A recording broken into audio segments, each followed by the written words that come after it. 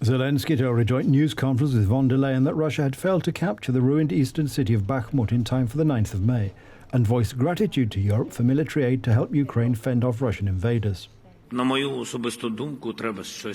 In my opinion, the Russian Federation, their military and political leadership need to sell something to their society, because there are no victories. Their society is bloodthirsty, and we see how they support certain radical actions. They are always happy about the number of deaths. They couldn't sell Bakhmut because they couldn't capture it. This was their last really important operation, to do it by the 9th of May. Unfortunately, such a town doesn't exist in its entirety anymore. Everything is absolutely destroyed. Von der Leyen's trip falls on the EU's Europe Day, which Ukraine adopted as its own on Monday, underlining its ambition to join Western institutions. Ukraine applied to join the European Union last year as the war with Russia raged.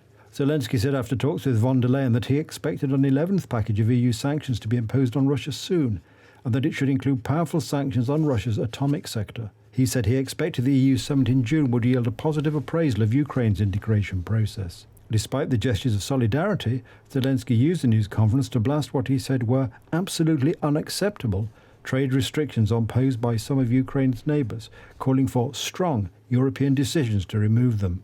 Last week, the European Union set restrictions until the 5th of June on imports by Bulgaria, Hungary, Poland, Romania and Slovakia of Ukrainian wheat, maize, rapeseed and sunflower seed. These countries have cited concerns that Ukrainian grain meant for export to other countries has ended up on their local markets.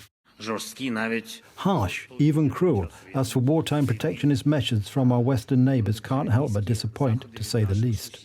Any restrictions on our exports now are absolutely unacceptable because they strengthen not Europe, but the aggressor's capabilities. We propose to establish a working group to monitor certain problematic issues, and we propose to refrain from making any decisions regarding trade without consulting Ukraine.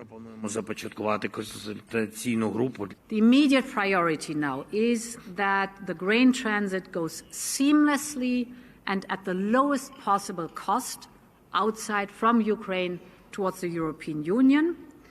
This requires a very close cooperation of the different stakeholders. Therefore, we will jointly set up a coordination platform so that we will get these solidarity lanes fully functioning. Again, this is important. The European Commission, the EU executive, took the unusual step of publicly announcing von der Leyen's trip the day before she travelled. Visiting dignitaries usually keep wartime trips to Ukraine secret for security reasons. Russia has intensified its long-range attacks on targets in Ukraine as Kyiv's forces prepare to launch a counter-offensive to try to recapture Russian-occupied territory occupied in the south and east.